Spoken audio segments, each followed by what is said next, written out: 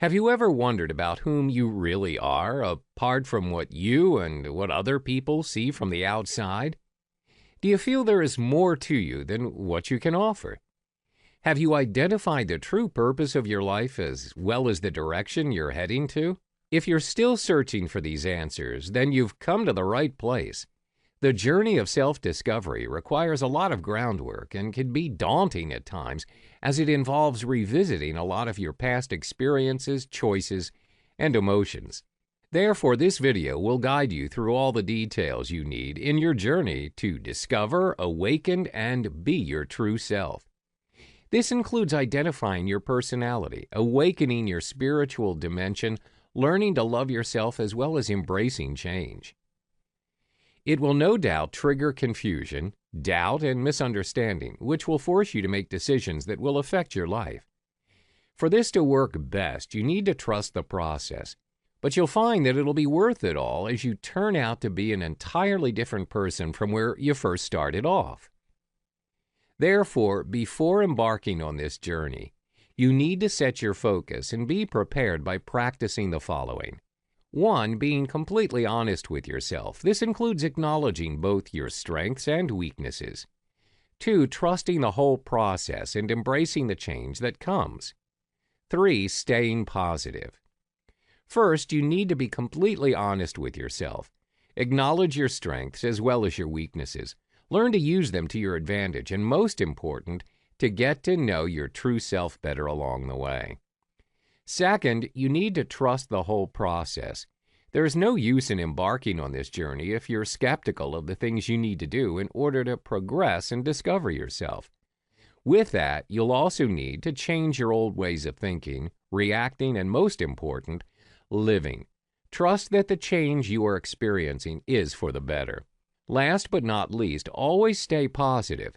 You attract the kind of energy surrounding you. If you believe that this journey will eventually bring out the best in you, you're right. If you believe otherwise, you're also right. Whatever the outcome is, believe that you are in control of it, and it's all a matter of perspective. There's more to you than you think. In this chapter, you'll take the very first step in getting to know who you really are by conducting a self-assessment and going through the necessary steps to go deeper into your personality. Often you may have heard children or even sometimes grown adults asking the question, "Who am I?" This leaves one in a state of confusion, as each and every one of us has already assumed a personal identity of our own. As simple as it may seem, discovering yourself merely does not mean what you like to eat, drink, or wear. It involves much deeper elements than that. Surprisingly, most people do not really know themselves, even if they claim so. Knowing yourself requires a deep connection between you and your thoughts. If every man knew himself well, then he or she would not be dealing with so much confusion, depression, or frustrations. Why self-discovery? Self-discovery is essential for any human being at any stage of life. The more you discover yourself, the more aligned you are on your life path. When you discover the positive traits within you, eventually you'll also feel confident about who you are and embrace who you become. Therefore, if you want to lead a happy life, you have to set free the chains that bind you in search for your freedom. You have to be certain of what exactly you want from life. Understanding what you want will set your focus, and you'll be clear of what you need to achieve. The very first step in discovering who you really are and what you're meant to be is by the means of self-assessment. This method will only be effective if you're brutally honest with the answers you're providing yourself. Start your self-assessment by describing yourself using 25 different adjectives. Include both positive and negative traits. This exercise is important owing to the fact that you are undertaking a truthful exercise. Dig deep down. Uphold the utmost honesty. Allow for self-rediscovery. Provide an explanation for every trait you've listed down. Explore each explanation in depth. The next step is to consider your likes and dislikes. This is important to allow yourself to identify any potential issues that may help you discover the root cause of your likes and dislikes. It'll help in preventing the repetition of bad behavior. Keep in mind that failure to learn from your past will only make you prone to repeating them. List the activities you love doing. Which books do you enjoy reading? What are the types of people you surround yourself with? What are the activities you enjoy during your free time? When you've discovered all your likes and dislikes, start writing a journal to collect your thoughts. For a whole week, write down all your emotions, actions, and thoughts that you might have. Write down what you feel most comfortable doing without much effort, but is also very rewarding to you. A journal is different from a diary, as your journal contains your personal thoughts and reflections. Answer these 5 questions and record your answers in your journal.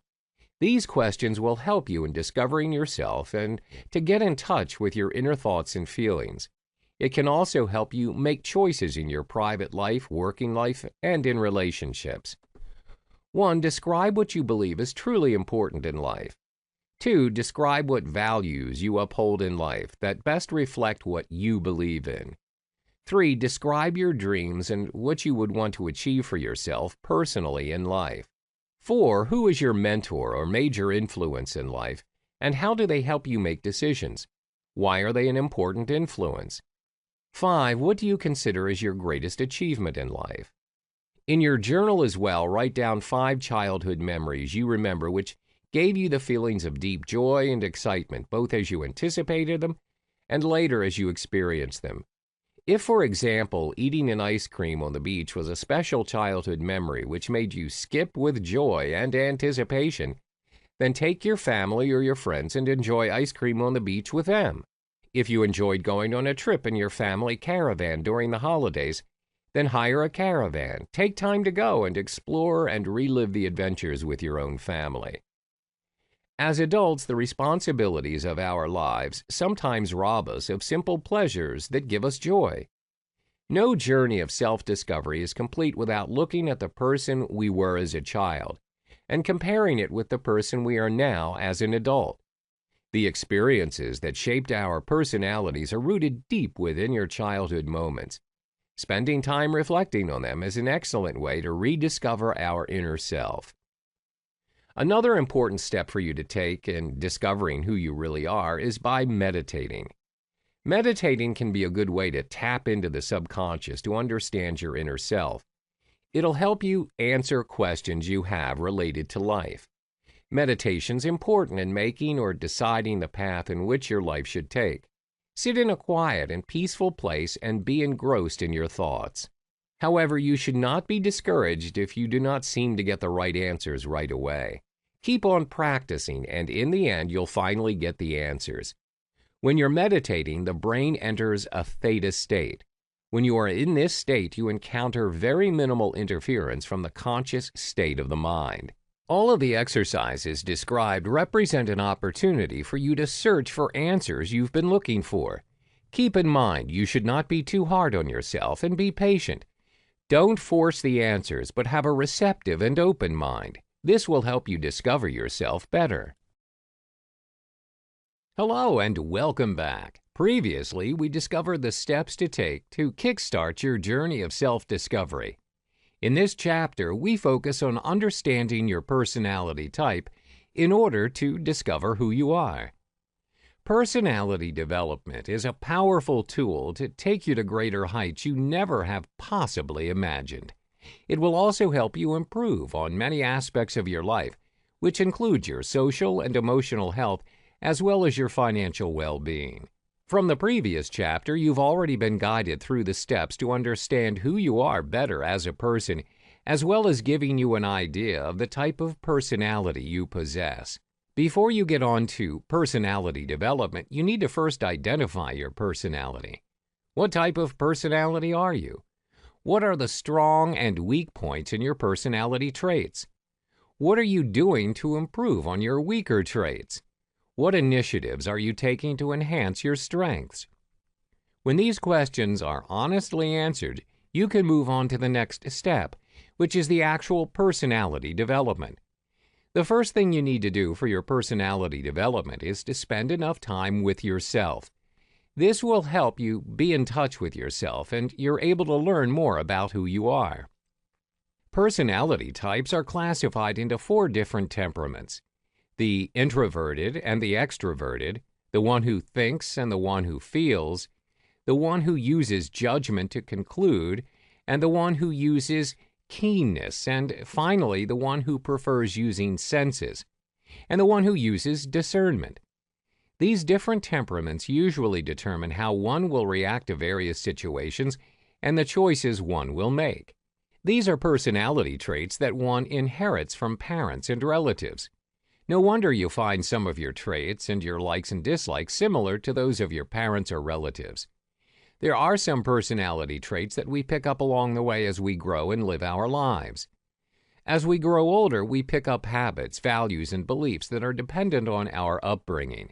However, the traits we pick up as a child tend to make a lasting impression on us as compared to the ones we encounter as adults. When you've identified your personality type, you get better understanding of yourself. You're able to maximize your potential and use it to your advantage. For instance, if you're an introvert, you can channel your talents in ways that suit your personality best. You'll also have clarity in your communication with others. You'll learn to compliment the other party. For instance, you may be the one who thinks before they act and is very keen as opposed to your friend who uses spontaneity and quick judgment. You'll manage conflicts better and improve your existing relationships. This creates harmonious relationships. You're now ready to forge the way forward. Clearly state the development you want to see within yourself. You need to be realistic and strict at the same time. Don't be too hard on yourself either, as being unrealistic will cause you disappointment. Also, keep in mind not to be too soft on yourself either, as this will slow down your personality development journey. Remember to forgive yourself for all the mistakes you've ever committed in life. Trying to do personality development with a grudge and a bitter attitude towards yourself will be useless and will get little to no results, as your mind and attitude are hindered by the past. View all your past failures as a stepping stone to your future success. Personality development also demands flexibility. You can't be rigid and expect personality development to work for you. Be open to whatever requirements personality development has. Be flexible and realistic towards your goals as well, because you might need to make some adjustments along the way. You need to be honest with yourself on your personality type. Observe the strengths and weaknesses of your personality type. Do your best to focus and build on your strengths. For instance, if you're talkative and confident, use this to your advantage and let this trait boost your career and ambitions. You also need to identify your weaknesses in a very honest and open way.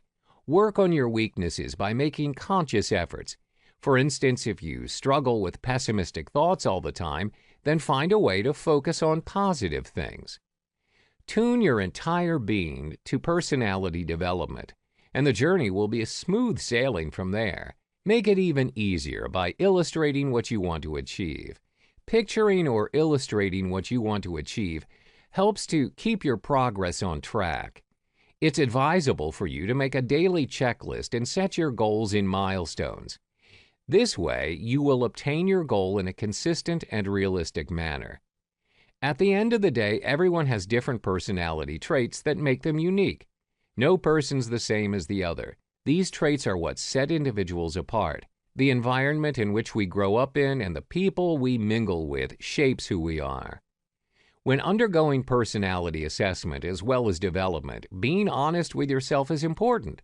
It's necessary because it'll help you to identify your true, weak, and strong points alike, so you're able to use them to your advantage.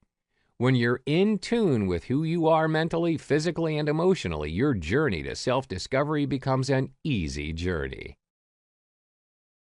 In this chapter, I introduce you to the amazing subconscious mind. You see, your subconscious mind controls all the vital processes of your body. It already knows the answer to your problems, and it already knows how to heal you. That's why we oftentimes have conversations with ourselves. Our subconscious is constantly talking to us and often answering itself at the same time. We may, for example, remind ourselves we have an important exam the next day, and our subconscious reminds us we need to study for it. This is called a positive self-talk, and for many occasions to come, this type of subconscious actively can be life-changing. However, there are times when we might trigger a negative reaction. For instance, instead of studying for it, we let our anxiousness and nervousness take control. It repels us from taking the proper actions. Even though the subconscious mind is a highly complex zone, it's possible for you to interact with it using the inner voices that dwell inside of you. It's that part of the brain that deals with your sensitive insecurities. That's why it's difficult to take control of the subconscious mind. Although it's impossible for you to take full control of it, it is, however, possible to attain partial control. So, how can you achieve this? There are 3 simple steps to doing it. The first one is by constantly leaving physical reminders.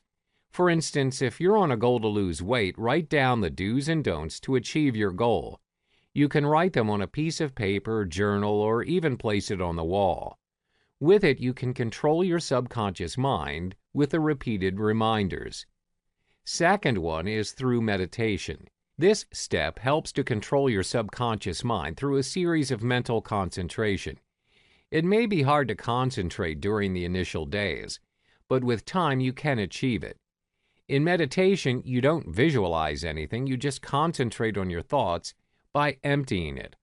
All you have to do is relax yourself, close your eyes, and gather all your thoughts to a single point of concentration. Once you have achieved relaxation, open your eyes slowly and affirm to yourself that you are at peace. The last step would be visualization. Once you've managed to concentrate on meditation, now it's time to visualize your goals. It gives you the motivation to achieve your goal. You can only control your subconscious mind once you visualize your goal. Learn to visualize the act of achieving your goals in your mind. After all of these steps, make promises to someone you trust so you're holding yourself accountable to achieve your goal. It can be anyone close to you that you share the same sentiment or dreams. Inevitably, you will often receive both positive and negative feedback from them. Both will leave an impact on the subconscious mind. In addition, by having an optimistic attitude, the negative feedback serves as an urge to deliver the promises. In time, a positive attitude will help tune your demeaning habits. Do you know that most of the habits in you come from your subconscious mind? Ever wonder how you ended up creating a certain habit that you're not even aware of its origin? Say, for example, your drinking habit is getting out of hand. You could easily blame your surroundings and the people you grew up with. What's more, if you know it's detrimental for you, why are you letting it pass? See, what you need to pay close attention to is how these habits did grow. By constantly repeating some actions or thoughts, you have grown accustomed to the habit. After several times, it will be reflected to your subconscious mind. The end result would be in the form of acceptance. Your subconscious mind accepts it as part of your daily routine, thus it becomes a habit. A positive habit will turn your subconscious mind into one of the most powerful allies to achieve a powerful mindset. Most people don't know how to manipulate their subconscious mind or the power of their habit. However, if you can use it to its full potential, you can find solutions to almost any problems in your life. Even though the subconscious mind works 24 hours a day, it becomes active on the passiveness of the conscious mind. How do you use the subconscious mind? Here are some strategies that will help you to learn to use the subconscious mind. First, notify the problems you are having by asking your subconscious mind to seek for it. What you need to focus on are the solutions to the problems. Remind the subconscious mind by repeating the problems that you have been stressing on, searching for answers. Visualize the problem to find the solutions. This is what we call the input step. Next is the processing step. For this, you have to relax your mind by involving it in activities that are not stressful to you, be it listening to music or doing sports. The aim is to avoid stress. The more you can avoid stress, the more easily you can find definite and positive solutions to your problems. Finally, it's the output stage. After the subconscious mind seeks a solution to the problem, It lets you know by giving you a certain feeling. The most important thing for you to do is to understand and process the feeling. The fact is, most of the time, you may not even pay much attention to the feeling born by your subconscious mind. Sometimes it's vague, like images or simple thoughts rolling in your mind. So next time you're experiencing this, remember to take a step back and process that feeling. It could lead to the answer you're seeking. For this chapter, we focus on the duality of your personality, optimism and pessimism. Both are two contradictory terms which always create inner conflict. Every time you want to make a decision, it'll be there, influencing your mind and manipulating your speech. How would you know which decision or task is best for you? Thing is, you don't. But it doesn't mean you can't differentiate between the good and the bad decisions in your life. Both are highly influenced with the positive and negative attitude you let dominate in your decision-making process. No matter how life puts you in the most difficult of times, you know you want to stay positive no matter what. Staying positive in a negative world will not only improve your life, but it'll also change it in more ways than you can ever imagine. One good example for this is unemployment. Why? Well, the frustration and depression reflects on your cover letter. An employer can easily observe a low self-esteemed person, and the opposite. Most low-esteemed people have lesser productivity, thus causing most of their job rejections. That's why some people who lose their job get a new job within a short span of time, while others have to wait. So how can one stay positive in a negative environment? One good technique is to jot down the positive things that come to your mind or that exist in your life. The trick is to do this on a daily basis in a journal. For instance, write the names of people who love you, all the possessions you have acquired these years by sheer hard work. Also, jot down at least one positive thing you've done in the day. This feeling is important to stay positive in a negative environment. On days when pessimism is likely to set into your mind, engage yourself more in outdoor activities that interest you. You might be a little hesitant at first to go out, but once you go out and engage yourself in outdoor activities, you'll start thinking positively.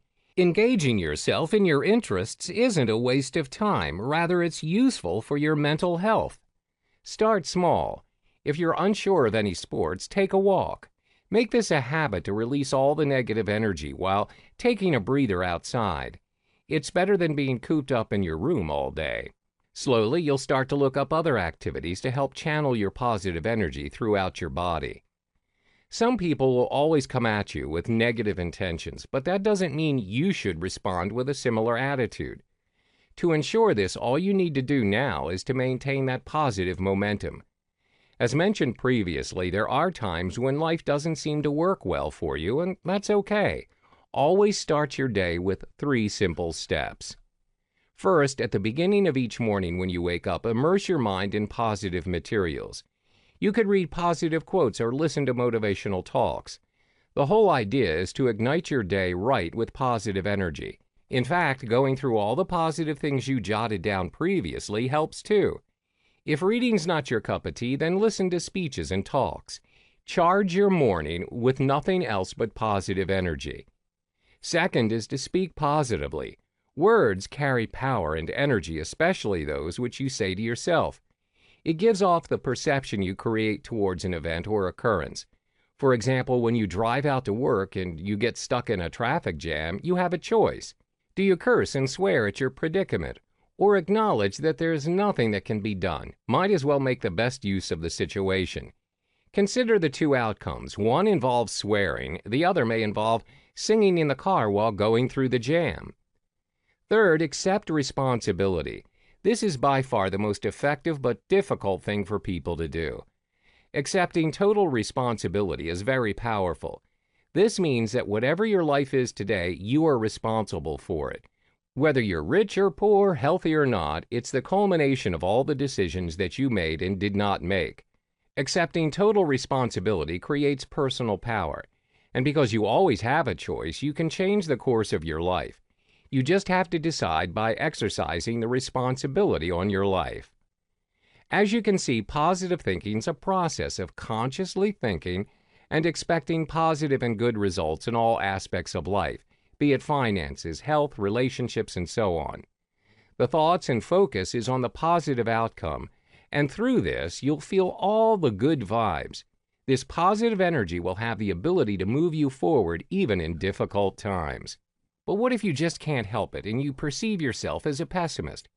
Well, you can change your outlook and thought process if you want to. However, keep in mind that it won't change within a day. It truly depends on your time, patience, and willingness. You'll find challenges if you decide to change, and more often, the challenge will come in the form of your inner voice. In pursuit of adopting a positive mindset, your inner voice may become your biggest sabotage if not managed properly. Always keep that in mind. Hello, and welcome to the 5th chapter. In this chapter, you discover one of the most important elements in your journey to self-discovery is learning to embrace who you are and practicing self-love. This is proven to be one of the most difficult things to do. Do you feel you're not good enough? Everything you do feels like it eventually amounts to nothing, so you don't even try? You find yourself spinning in a downwards spiral because you feel like you don't measure up? For those who feel this way, this might be their reality or truth. Research has shown that the feeling of unworthiness is one of the common contributing factors of various health complications. Self-discovery is greatly dependent on whether you practice self-love. Love for oneself is a great asset one can have in life. First and foremost, you should ask yourself, who are you? To a very large extent, most of us are deeply engrossed on the day-to-day hustles and bustles of life, until we forget who we truly are and appreciating our self-worth. Do you love yourself? Most people would probably evade the question, but it's an important and valid question which, if we could all answer yes to, would change the way we feel about ourselves and give us self-confidence to achieve the dreams and desires we have for our lives. It's also about accepting that we have our own special place in this world. Feeling unloved and unworthy is a very lonely feeling. If you can't find anything to love about yourself, you're probably struggling with self-love. Learning to love yourself is possible. To love yourself, you must challenge the negative feelings inside the center of your thoughts. We must acknowledge that our self-worth and self-acceptance are about the person we are, the person we are comfortable being around when everyone else has left and we're alone. We must realize by the end of the day, we are all we have. The first step to self-love is to take the time to sit and write all the things there is to love about yourself. Be honest as possible. Do not let toxic thoughts hinder the process. Do these 5 simple things every day, and you'll find yourself thinking very differently. 1. Write down positive qualities you possess and read them aloud to yourself often. 2. Learn to self-care and do something every day that you enjoy. You deserve it. 3. Look in the mirror and learn to love the person looking back at you and tell him or her every day that they are loved and why. 4. Fill your life with people who love you and tell you often what a special person you are. Accept their words and their love without questioning it. 5. Embrace who you are and all the qualities you possess. Another important step to take is to identify what are the things others do for you that make you feel loved. Do you like to have people give you special gifts or to send you cards and messages assuring you that you are loved and appreciated? Maybe you're the type of person who appreciates a hug as a way of feeling loved or really enjoy spending time with your spouse or best friend. The way we give love to others is often indicative of the way we want to be loved ourselves. Most couples enjoy expressing their love to each other. However, many of us have yet to learn a golden lesson. Often what makes us feel loved is different to the way others give and receive it. Learning what makes our spouse or children feel loved is the key to experiencing deep, passionate relationships. We all enjoy being told that we are loved, but for some people, the spoken word isn't enough. Telling your spouse or child you love them but never following up with the things that make them feel loved can create feelings of confusion and concern in even the best of relationships. Learning to recognize the things that make us feel loved and then identifying what the significant people in our lives need to feel loved is a beautiful self-growth adventure that will improve the relationship. It takes a little time and effort to learn how to do this, yet as we learn and use this simple technique, our relationships can be transformed.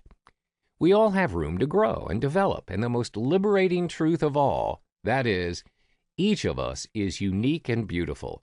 There's no one quite like you on this earth, and there never will be. Once we accept this, we can then focus on ways to improve ourselves.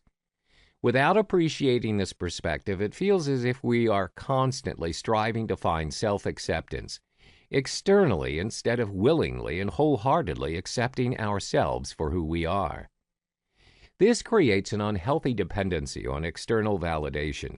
A person who only feels happy when people praise him or her will never genuinely feel happy because external praises will die down and it's not long-lasting. People can't be praising us 24 hours, 7 days a week. An old African proverb reminds us, if there are no enemies within, then no external enemies can cause harm or hurt. This means that if we are at peace with ourselves, then whatever events or occurrences that are perceived to be bad and negative will not affect us unless we allow it to. Always remember, you're worth it. Embrace all your strengths and weaknesses, as those qualities make you unique and who you really are. Thank yourself for bringing you this far in life, regardless of the outcome, because you know what? You're still alive. It's time to introduce you to your very own pillar of strength, the act of self-renewal. Think about your life today. Is it where you want to be? Think in terms of your relationships, habits, finances, spiritual well-being, and even work. All these things impact on the person you want to see yourself as. As children, we're often asked the question, what do you want to be when you grow up? Teenagers dream about their perfect relationship, and young adults plan their next overseas holidays. As maturing adults, we need to recapture our desires and dreams. At this moment of time, do you find yourself focusing on the things you can't do and lamenting the fact that you can't do them? Do you wish you could do some things you enjoy doing better than you can do them? Most of us have these thoughts and handle them in different ways. Some just continue to do them, and some approach them differently. So instead of focusing on what you can't do, focus on the things you can do and work on doing them even better. All you need to do is make a life inventory and write them down in every area of your life that is important to you. For example, ask yourself these questions. 1. What are my goals and dreams? 2. How do my goals and dreams fit into the circumstances of my life at this moment? 3. Where can I find resources to help me achieve my goals? 4. What needs to change so I have time to achieve my goals? 5. With whom can I share these goals with so that I have someone to be my cheerleader as I embrace my goals? Each of these questions help your insights, your ambitions, and goals to create a practical way to work towards achieving them and embracing the life you want for yourself and your family. Why? Because most of the time your goals contradict with your current situation. If you have a family to take care of, you'll worry if constant pursuit of your dream will take away the time spent with them. Before you let things get out of hand, always take a time out. One of the most important aspects of self-renewal is to reflect and reinvent your focus through the act of isolation. Isolating yourself from the current situation you're in is the best method to regain control of yourself. One of the key benefits to time out gives you the chance to take a step back and decide how to move forward in your life. When you're in the middle of life and all its responsibilities, it's easier to focus on survival and not on achievement. So take the time out each year to remake some life goals. If you're doing it with a partner, try to schedule alone time during your retreat as well as time together. Second of all, time out is not a selfish activity, but a time to be critical and honest about yourself and your life. The focus is to improve your relationships and to help your family and friends. It gives you the opportunity to evaluate what you're doing currently and how you can improve it. You can always discuss with your partner, decide on taking the time out together or individually. If children are involved, try to get the help of grandparents, siblings, or friends. Finally, it's not an act of running away. Taking a few hours or a few days out of your busy schedule is not running away from your responsibilities. Rather, it's an opportunity to develop a new enthusiasm so you can keep running towards them. So choose a location that will help you to relax. Whether or not it's close to home, the key is to relax and refresh. Don't bring anything with you that will serve as a distraction. If you take your cell phone with you, have one that does not tempt you to check your email or spend time on the internet. But remember, you don't just take a time out without a purpose. The whole idea of this act is to renew your self-esteem, goals, and priorities. Only when you're in the state of peace and relaxation can you truly focus on what must be done in order to achieve your goal. Most times, your goal will affect the people around you. Always take note of that. So, when you arrive at your timeout location, here are some guidelines to help you focus. 1. Evaluate what caused you to feel sad and happy as you review your life. These will help you focus on things that need addressing in your life. 2. Celebrate the things you have achieved and goals you have accomplished. 3. Create action plans for those things you feel sad or dissatisfied with. Take time this week to enjoy and appreciate the things you are good at, particularly the ones you believe you can do well. Take advice from your partner or your friends if you're not sure where your strengths lie. Enjoy focusing your time and energy on helping the good become the best, and then enjoy your achievements. Allow yourself to enjoy comments and appreciation of your work. Remember, being happy is a choice, not a pursuit. The world's most effective life teacher is experience. Each of us has developed a set of values that determine how we think and feel about life, including the right and wrong behaviors. When we see others doing things that are outside our accepted behavior parameters, we usually react in a negative way. We act the way we do mostly because it often originates from our childhood experiences. However, learning to accept what is wrong to us may not be wrong to others is an important part of personal development. We may not agree with their choices, but we respect and allow people to be themselves. They have values and ideas that may differ from yours.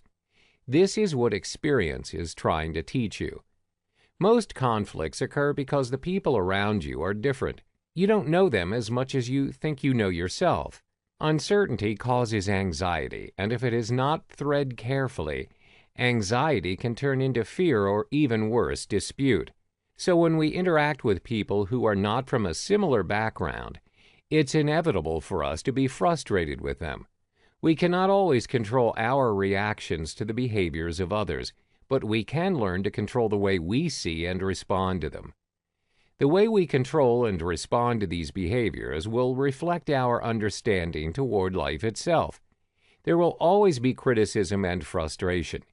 Criticism is an attack on our self-esteem. In an instant, we will take a defensive stance to protect ourselves from a painful experience. We sometimes apologize for our behavior or those of others.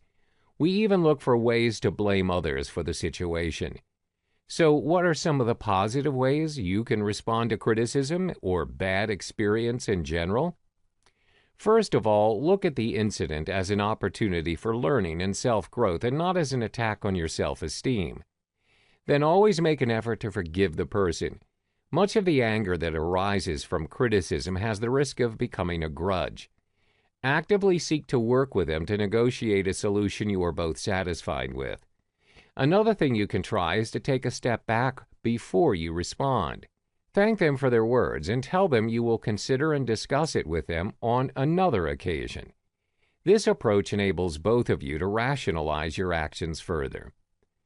Think about the criticism Ask yourself if it is justified. If it is, then seek ways to prevent the situation from recurring.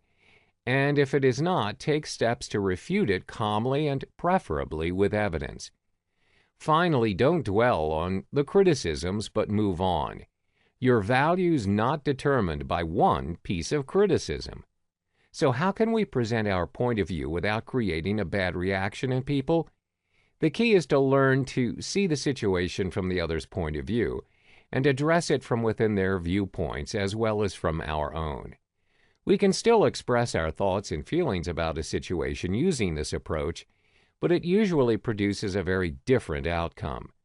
This technique is an excellent way to approach all communication, whether with family, friends, colleagues, or strangers. We learn to express our thoughts, concerns, and ideas, and even disagree with others. We always find ourselves acknowledging verbally and physically, even if the other person is the one causing the disagreement. This approach maintains a mutual relationship between both who acknowledges neither of their opinions is more valid than the other's views, perspectives, or thoughts. This doesn't mean that both sides are equally valid, but by conveying their understanding, the other person has a right to the opinions about the situation that caused the disagreement. This approach values the relationship and validates the person, while not necessarily validating the problem or the suggested solution. There's an old saying that states, "You will never know another person until you first walk in their shoes."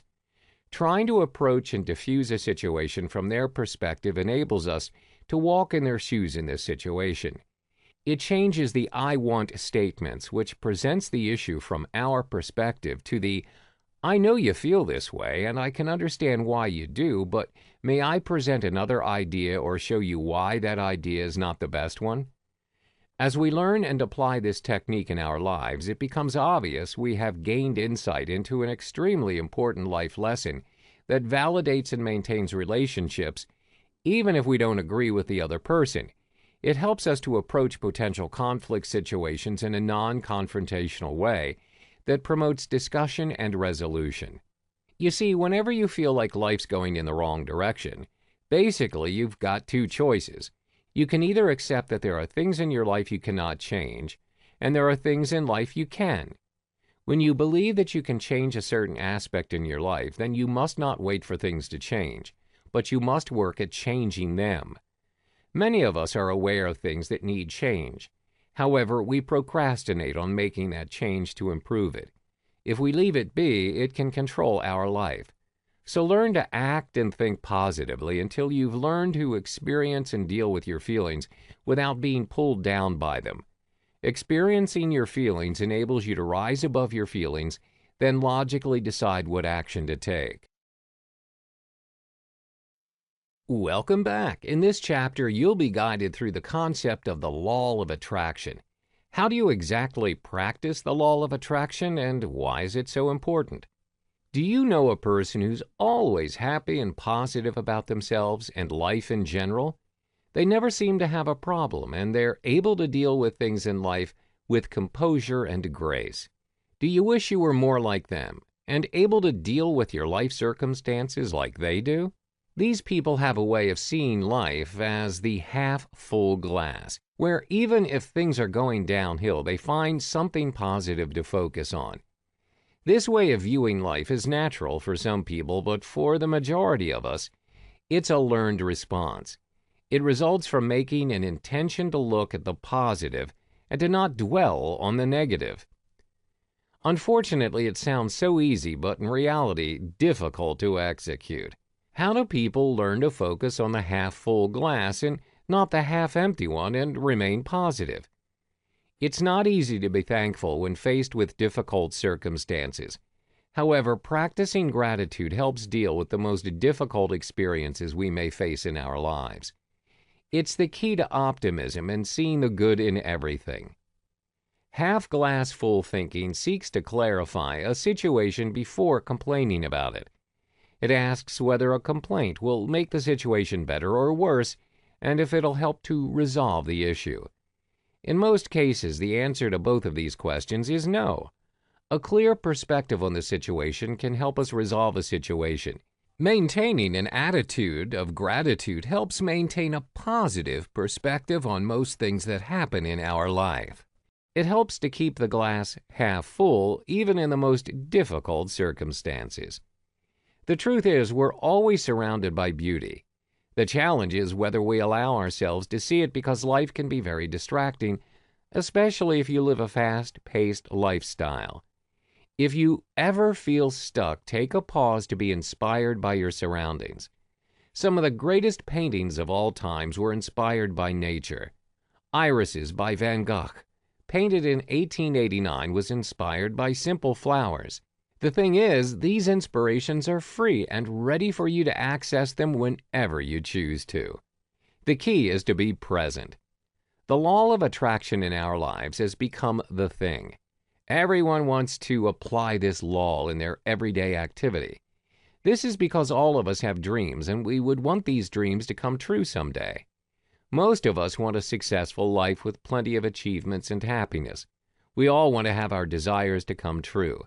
Therefore, the law of attraction helps us to tune our minds and feelings to draw the lifestyle that we want. Here are steps to activate the law of attraction. The first thing to do is to describe the type of life that you want to be able to see in your mind's eye. When you want something, you should ask from the cosmos, and you should also have a picture of what it is.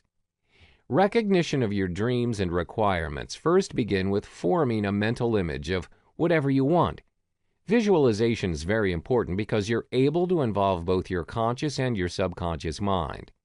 When you do this visualization process, it's important that you feel as if you already have it. The next part is to think positively. If you're negative, the law of attraction cannot be activated. If you want to achieve the success that you want, then you must be positive. Always think that there are different ways to achieve a goal. Positively affirming yourself is the most important thing. The third step is to practice gratitude in all circumstances. You should always be thankful and be willing to share the things that you have with others. This way, you'll be able to attract more. Always look at what you have instead of what you do not possess. Don't compare yourself with those who have more than you. Rather, focus your attention on others who are much less fortunate than you are and struggling to live day by day. This way, you learn to appreciate what you have. Now, the final step to practice the law of attraction is by learning when to say no to things that bring you more harm than good. Learning to say no is a powerful tool that many of us rarely, if ever, use. Learning to reject or say no to what will hurt or harm us in the long term is the key to understanding the amount of stress we carry each day and to feeling better about ourselves as well as the choices we make. As we learn to reject the things that harm us, we're more inclined to accept the things that help us. How can you tell the difference between what to accept and what to reject to help you stay focused and happy?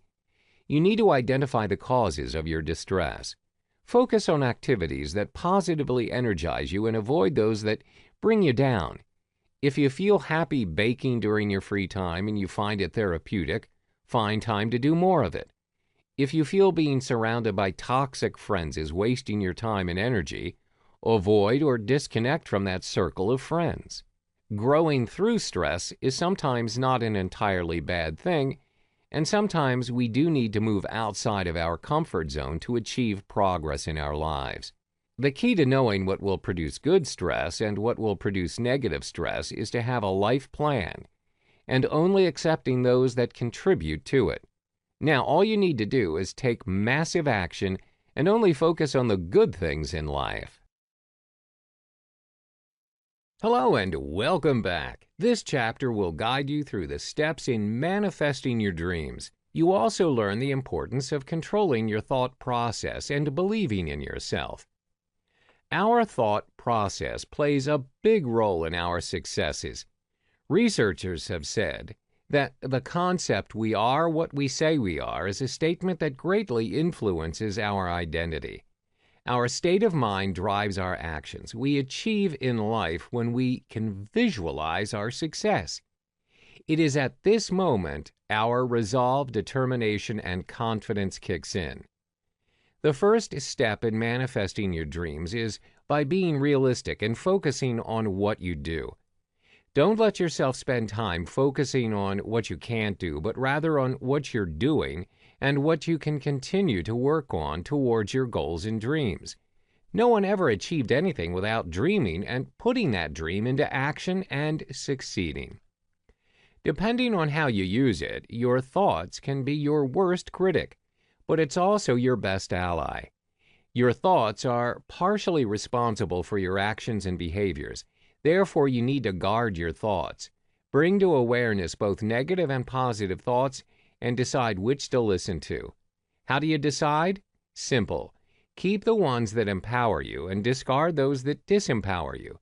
For those that keep coming up and disempowering you, you have to ask yourself why. If it keeps coming up as a pattern, there's a reason behind it. Observe those thoughts and find the root cause of it. The second step to put into action is to surround yourself with people who support your goals and dreams. Surround yourself with people who support your endeavors and ask them to help you counter your negativity. Nip it in the bud before it has time to cause you to lose your focus. The third step is to get rid of all excuses. All of us have something we really want to obtain but keep finding excuses not to. Maybe you want to start on a walking routine each day, but there are always house chores to do that must come first. Maybe you plan to take up golf, but there's always one more report to write for work. We are so good at making excuses about why some things are more important than other things, but the truth is, life balance means prioritizing time for the things we want to do is as important as doing the things we know we must do. We all know how important a diary is and the importance of scheduling our time and planning to achieve the thing we need to accomplish. In theory, we would love to execute each and every activity planned for the day as written in our diary, yet still we make excuses at the end of the day when we fail to check off everything from the list. One method to keep track of your unaccomplished tasks is by writing them down and stating the reasons why you did not manage to complete them. Be honest with yourself about the excuses you made to justify why you didn't do them. Maybe you felt too tired, or maybe you were fearful of walking that track alone. Maybe you decided to cook a nice dinner for your family instead of going to the movies. Maybe it's not as important as you thought it was. Everybody wants to be healthy, and they know that they need to eat healthily. It's scheduled in, but we don't take action on it simply because it's not top on our value list. Remember, excuses don't have to be negative. Excuses are really choices we make.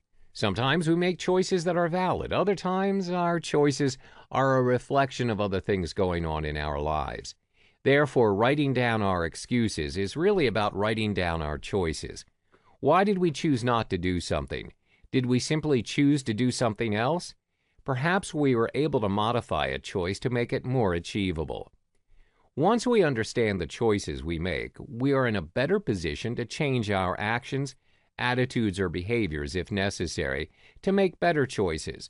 Our choices are the essential keys to how well we prioritize looking after our mental, physical, and inner health.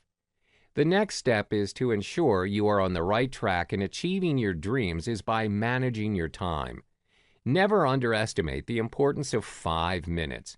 No matter how hectic our days are, we all have 5 minutes to spare in our day, and it can do so much to change our perspective on how we go through our daily lives. What can be accomplished in 5 minutes, and how does it help our journey to self-discovery? Practice these 3 activities within 5 minutes if possible each and every day. 1. Take 5 minutes each day to clear out some clutter in your life, maybe a work area, a pantry, or a garage. Allow yourself to enjoy the moment when you have completed it. Organizing helps us think clearer and set our focus. Research shows that people with a tidy work area achieve more productivity than those with a cluttered area. 2. Take 5 minutes to go for a walk and find something beautiful in your world you haven't seen before. It will open up a way to count the other blessings in your life that often stay hidden from view as we are often too busy to enjoy them. 3. Take 5 minutes to pray, meditate, or have sessions in your day where you reflect on yourself and your spiritual health and well-being. Never underestimate the power of 5 minutes in your life. Finally, focus on your strengths. Do you remember the story of the tortoise and the hare? We were often told that slow and steady wins the race, and there is truth in that. What is interesting about this story is that both the tortoise and the hare were using their natural talents. They used them to the best of their ability. From the point of view of personal development, take a closer look and see what happened in this story. When we compare ourselves to the tortoise and the hare, we can learn some important life lessons to help us in our endeavors. The tortoise did what he did best, to the best of his ability.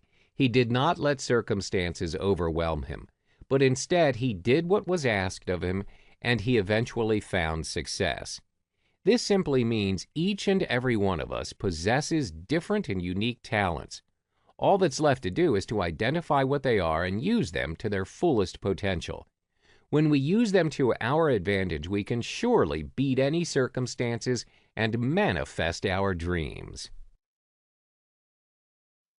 In this final chapter, I share with you the reason why to embrace all forms of change in your life. Generally, we view changes through limited perspectives. You either see it as a chance to grow for the better or as something that is to be avoided. This is simply because we are comfortable staying in our very own comfort zone. Changing all sorts of habits or activities is like getting out of it, and this is one of the toughest challenges to do. Who we are and what we're doing to our everyday lives become deeply ingrained in our minds. Changing it can turn out to be a tough task. However, in reality, most people have habits they would like to change, be it physically, mentally, spiritually, or even emotionally. To be able to make the change, focus on the behavior you want to achieve and not the one you want to eliminate. The only way to change it is to look back and look at the issues that may have been affecting your perception in terms of your behavior. This will help both your conscious and subconscious to work in harmony. You have to write and rewrite your perceptions that limit you from being a better version of you. Once you have the behavior that needs to change, then we can look at how to initiate and maintain a change. There are 5 stages of change before it happens. Pre-contemplation. Here, a person has yet to uncover their problem, and they may try to avoid the subject. Contemplation. The person is aware of their problem, but unsure if they want to make a change. They realize they should have done things differently, but they have yet to achieve it. Preparation. The person is ready to make changes. They're not completely willing to, but they are ready to change. This occurs when change is unbearable. Action. Now, in this stage, the person gets ready to make changes. Maintenance. The affected person has to learn to maintain the changes and is cautious not to relapse, or else they have to go through the stages all over again. Now, do you remember the last time anything major happened to you in your life? Are there any past events that made you sad, angry, at loss? When these things happen, especially when we feel betrayed or let down by the people we love, it's easy to feel like we can never trust people again. The effect of 1 or 2 negative things in our life can cause us to spiral down. We may even lose confidence in our own ability to make good decisions. Being stuck in the past and letting the past manipulate our future is a major reason many people feel that their life isn't progressing. That's why acknowledging it is the first stage of healing. If you recognize some incident in the past is affecting your present actions, it's wise to seek professional help. There are effective ways to help yourself.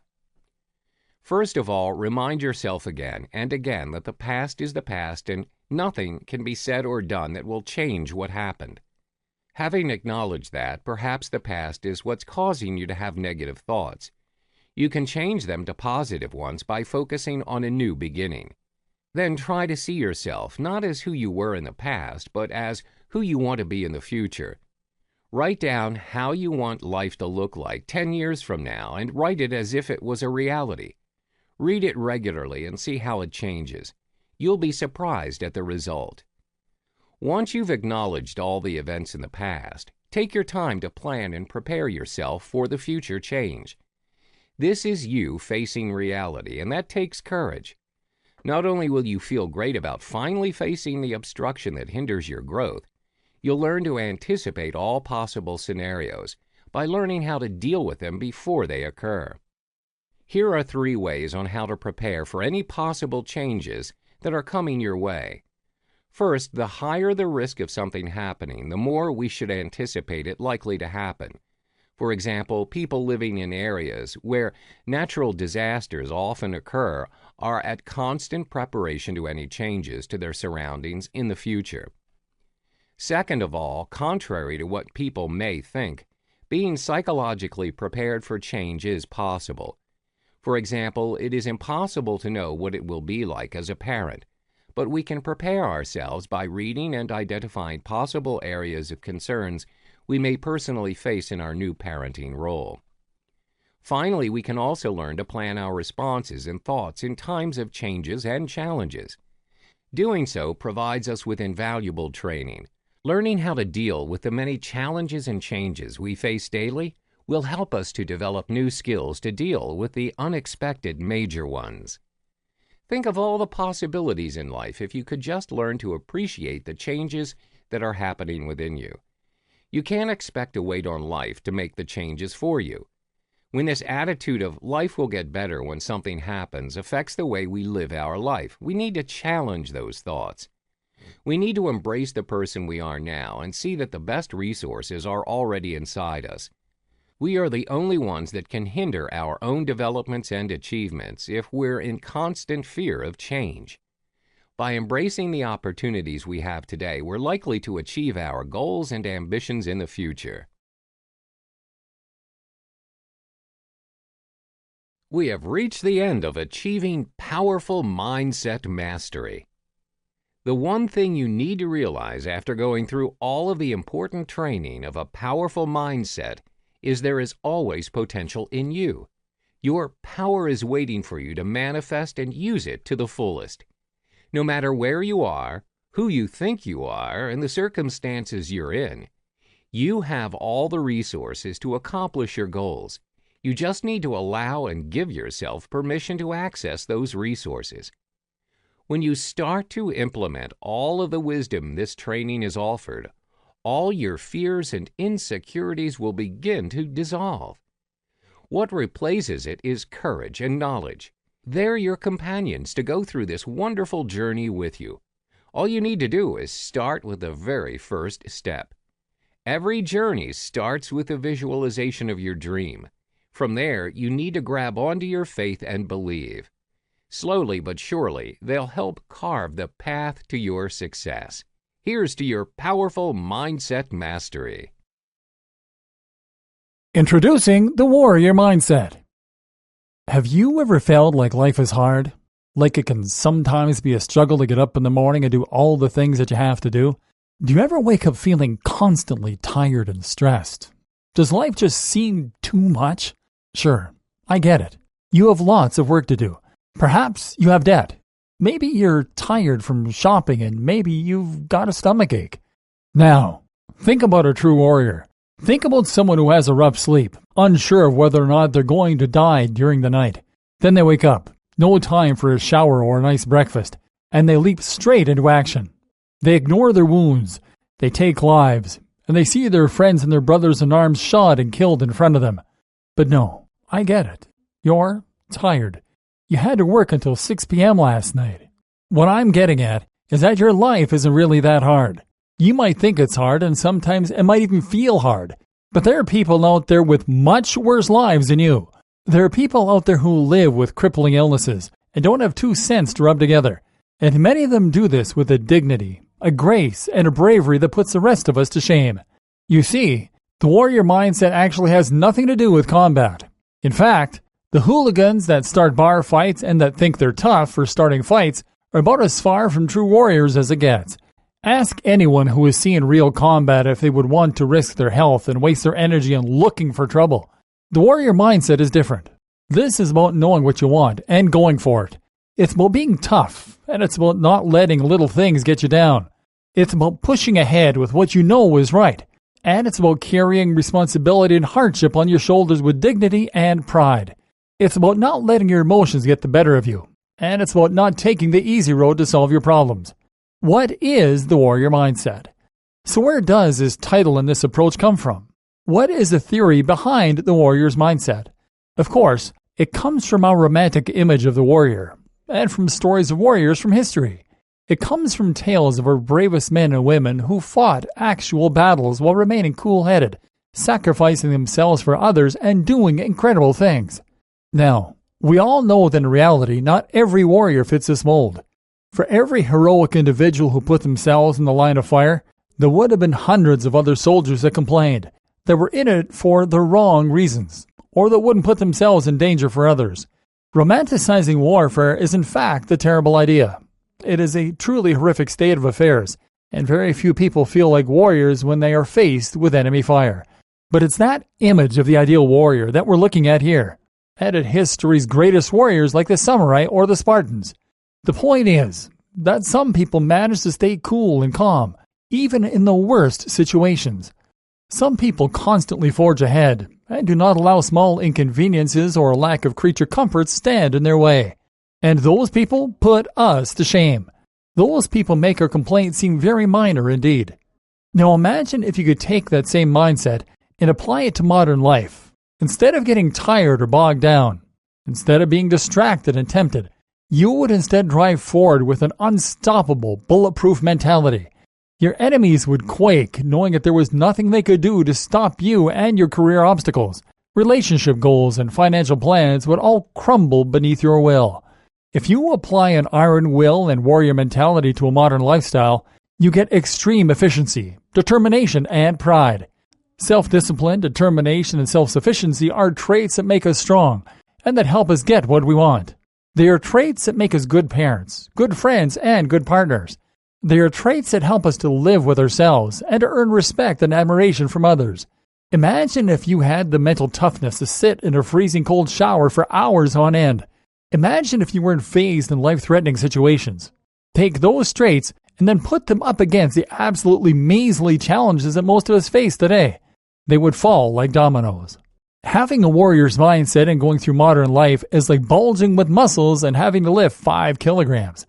Developing that warrior's mindset is like a workout for your mind, your philosophy, and your soul.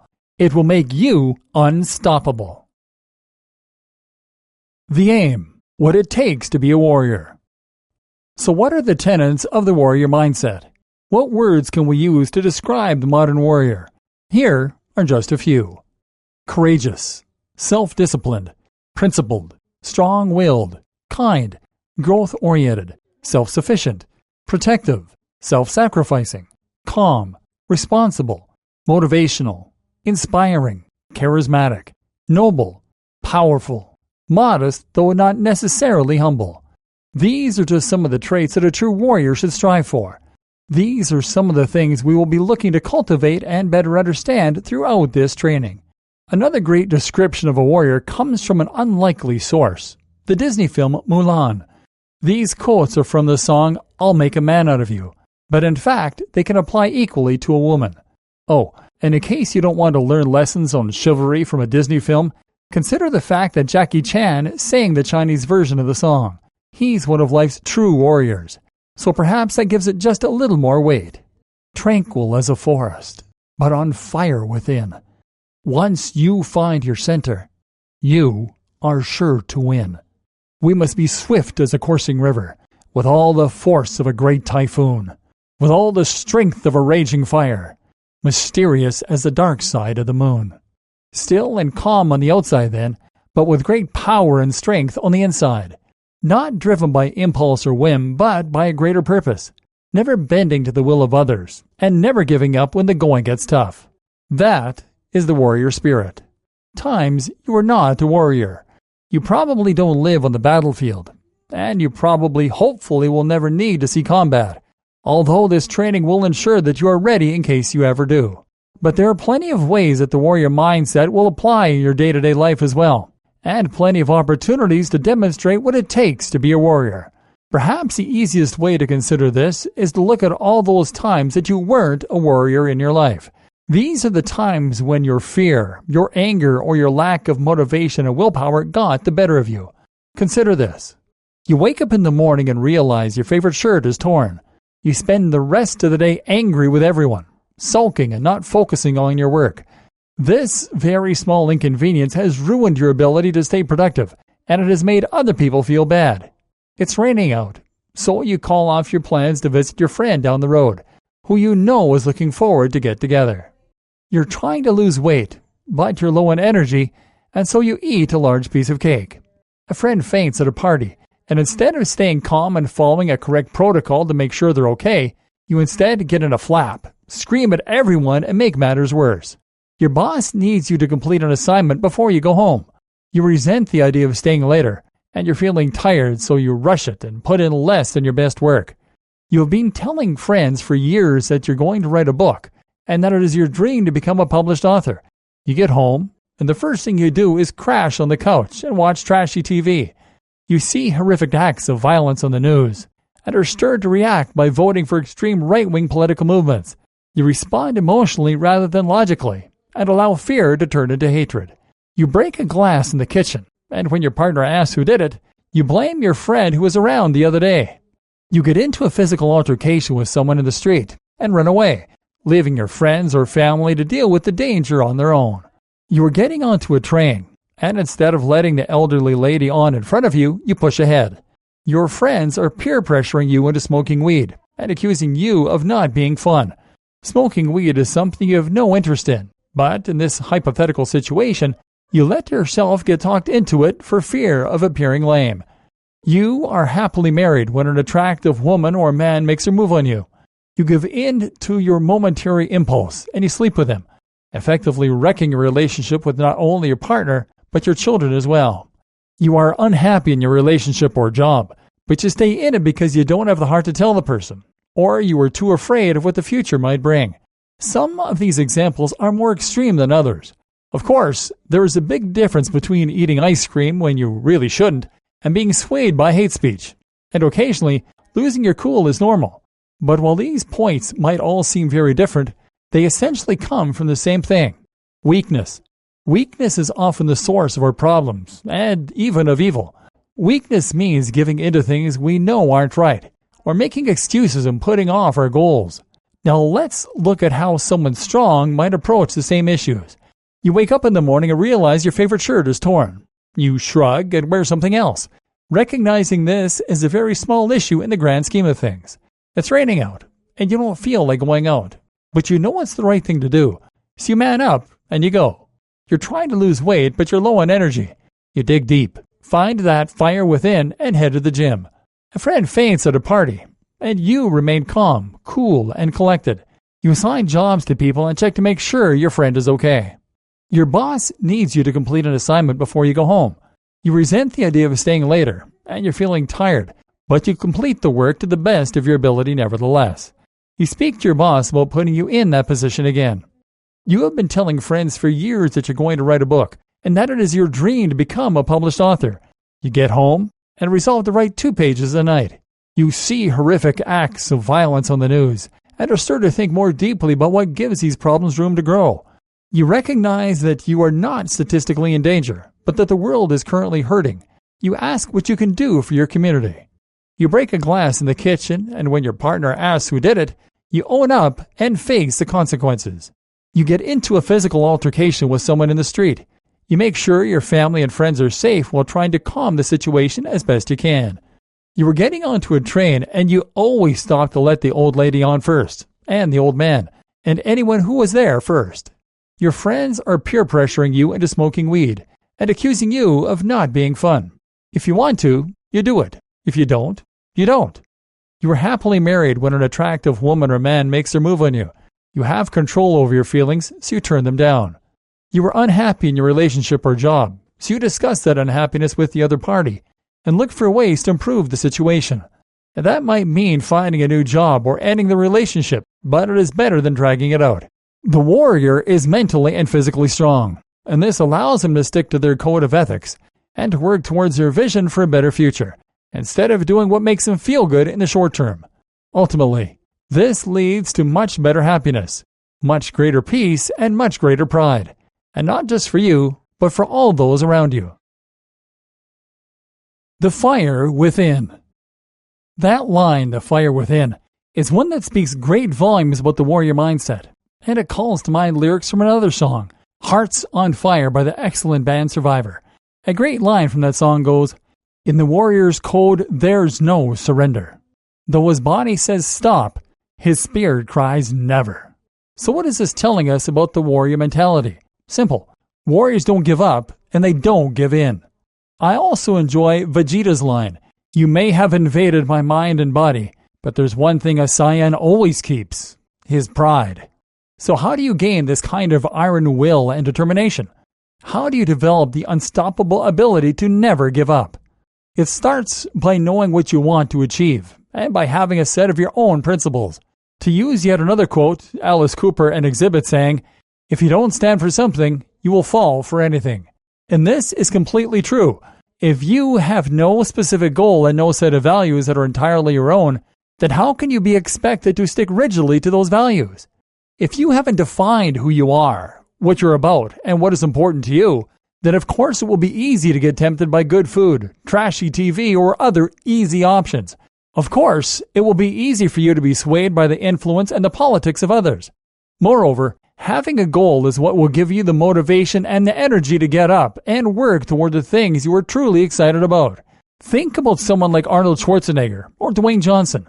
These are people who have accomplished incredible things, and part of the reason for that is undoubtedly their seemingly endless energy, their ability to get up every single day and know what they want to do. Can you imagine seeing The Rock look tired and dejected? Have you ever seen Arnold Schwarzenegger look indifferent or bored? These people have tireless energy, but it comes from a vision and a goal. And so it is with all the most accomplished people throughout history. Arnie said this of his burning desire and how it led him to accomplish his goals. "With my desire and drive, I definitely wasn't normal. Normal people can be happy with a regular life. I was different. I felt there was more to life than plodding through a normal existence. I have always been impressed by stories of greatness and power. I wanted to do something special, to be recognized as the best. I saw bodybuilding as a vehicle that would take me to the top, and I put all my energy into it." The point is, knowing what you want from life will fuel you with energy, whether that is wanting what's best for your family, wanting to achieve creative accomplishments, wanting to reach a certain point in your career, etc. Think about a new parent. Parents have seemingly endless energy and will sacrifice their sleep, their finances, and their happiness to look after their children. They can accomplish anything because they have found something greater than themselves. A parent's love will give them that warrior's mindset, but you can't rely on just that. In order to accomplish the most and to build the best world for your family and friends, you also need something that is intrinsically motivating to you. In other words, you need a purpose and a goal that doesn't rely on anyone else, so that even when no one needs you, you still have the strength to pull yourself out of bed and to refuse distractions and unhelpful desires. Once you have your goal, you will find a passion. And once you have a passion, you will find that you have endless energy and drive, and that you even speak with more conviction and greater charisma. Did you know that we gesticulate more when we speak about something that we're passionately about? That's because we are now speaking with our entire bodies. Our body language is congruent with what we are saying. And did you know that when people see us speak in that way, they actually rate us as more charismatic, more inspiring, and better leaders? When we really believe in what we are saying, we will be more efficient at getting others to believe it. This is how movements are started, and this makes us far more attractive and magnetic. And with your goal and your objective, you will be better able to make decisions and to avoid unnecessary distractions. You will be more decisive and you will be more impressive. Why? Because you can consider every decision through the following lens. Does this help me to achieve my goals? If the answer is no, then you need to do something else. What career path should you take? The one that helps you to achieve your overarching goals. What party should you vote for? The one that helps you to fulfill your vision. Goals and the warriors. The point of the goal is to have something that is greater than yourself, something worth fighting for. The single-mindedness is something that was central to the psychology of all of history's greatest warriors, though it took a very different form. Historically, you had your samurai and your knights. A samurai's training went to great measures to ensure their loyalty to a shogun, a master samurai. They would be willing to die for the shogun, just as king's knights would be willing to die for king and for country. Today, though, this is dangerous thinking. We are all too aware that our politicians are flawed, and we've seen how blindly following a leader or a set of beliefs can lead to terrible atrocities. So what we need to do instead is to create our own set of values and principles, rules to live by, and a goal or a vision to strive for. This can change, but we must never let others force us to act against our code. Unfortunately, there is no objectively correct way to approach life. We don't know why reality exists, what is waiting for us on the other side, if anything, or what the meaning of life is. Therefore, it is up to each of us to make our own way by assessing our own values, principles, and rules to live by. Finding your goal. So let us start with finding a goal, something greater than yourself to strive toward, a purpose that you will be an instrument in accomplishing. So this might mean that you set about changing the world for the better. Maybe you want to put an end to world hunger. Maybe you want to help slow down global warming. Or perhaps you are interested in becoming a rock star or a musician. Maybe you just want to get rich. No goal is wrong. It is simply having a goal and something to be passionate about that will give you the fuel and the fire to keep going no matter what. Goals start with visions. So visualize the way you want life to be 5 or 10 years from now. Picture where you are, what your surroundings are, who you are with, what you've accomplished. This should be a vision that makes you excited and energized. Your perfect life. For inspiration, consider the times in your life you were happiest. Consider what you wanted to be as a child, and picture some of your role models and what you can perhaps learn from them. That is what you will picture in order to drive yourself toward change and toward greatness. This is what will get you out of bed in the morning. And then on top of that, you're going to structure your goals into smaller, more measurable steps that will help you to reach your destination, creating your own code of ethics. On top of this, you will build your own code of ethics, your idea of what you consider to be living well and doing the right thing. Again, this doesn't have to be your conventional set of rules. It might be that you don't agree with some aspects of the law. Some well-known philosophers are known for views that stray from conventional ideas about ethics and morality. Take Ayn Rand, for example, who believed that morality comes from what makes him happiest. She said, "Man has no automatic code of survival. His senses do not tell him automatically what is good for him or evil, what will benefit his life or endanger it, what goals he should pursue, and what means will achieve them, what values his life depends on, what course of action it requires. Man must choose his actions, values, and goals by the standard of that which is proper to man, in order to achieve, maintain, fulfill, and enjoy that ultimate value, that end in itself, which is his own life." She believed that individual morality should be based on what makes that individual happiest. That means working on things that you love, improving yourself and protecting the ones you care about, who in turn make you happier. Rand would suggest that we should look after our families and our loved ones, pursue our passions and our self-betterment, and that way contribute to society. Whatever you believe your code to be, write it down, and then commit to stick to that code. That way, you won't be persuaded by other people. You will be able to fight for your values, and people will know where they stand with you. That said, you also shouldn't be afraid to evolve and adapt your ideas over time. That is why it is so important to keep reading and keep learning. Keep up to date with politics and what is going on in the world. Read philosophy and reassess your values. There is no value in sticking to one set of goals or principles indefinitely and refusing to readdress them, as ultimately this becomes a lie as much as any other. You should not vote a certain way because you've always voted a certain way, and you should not be afraid to reassess the way that you feel about certain aspects of your code. The point is that you will not break your code of conduct while it exists. You have standards to uphold, and the simple act of upholding them will make you a stronger, braver, and more impressive individual. And note that in the ideal scenario, there should be some interplay between what you believe, your personal code of ethics, your goals, and your political views. Hopefully, you have a vision for where you think the world should go, what you think life should be like. Your goals are there to help you achieve that, while your code of ethics should also ensure that you don't miss the trees for the forest. All this results in you becoming a person who knows what they believe and who knows themselves. And when you know that, you will be a greater and more powerful individual. Overcoming fear. When we think of the archetypical warrior, we will almost certainly be sure to think of someone that is brave, courageous, and seemingly fearless. This is a kind of person that will walk into the line of fire, that will speak out against injustice, that will take on enemies that are much greater than themselves. In our personal lives, there are no real dragons to slay. Rather, they take on many other forms, whether they be illness, whether they be debt, or whether they be the struggle of going to the gym every day. How to use fear setting. If you are a fan of reading self-help literature, then chances are that at some point you will have written down your goals. This is something that almost every guru seems to advise, and that many claim can help you to accomplish your dreams by better defining and visualizing them.